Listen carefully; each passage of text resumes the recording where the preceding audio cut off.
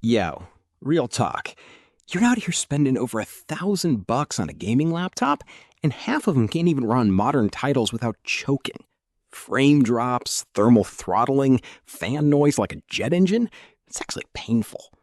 I was there, man. My old laptop couldn't hold 60 FPS in games that came out 3 years ago. I was embarrassed, honestly. Then I grabbed the ASUS V16, and bruh, game changer. Literally. This thing is rocking an RTX 5060 with 8 gigs of GDDR7. Not 6, not 4, 7. That's next-gen VRAM speed right there.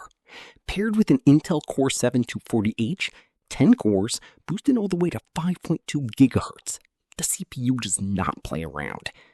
The display, 16 inches, WUXGA, 16:10 aspect ratio, 144 hertz. That extra screen height makes such a difference. For gaming, for editing, for just having 2 windows open like a normal human being. And the battery, okay, this one actually shocked me. Up to 15 hours. And with fast charge, it goes from 0 to full in 1 hour and 20 minutes. I unplugged it in the morning, gamed a bit, worked all day, and still had juice left.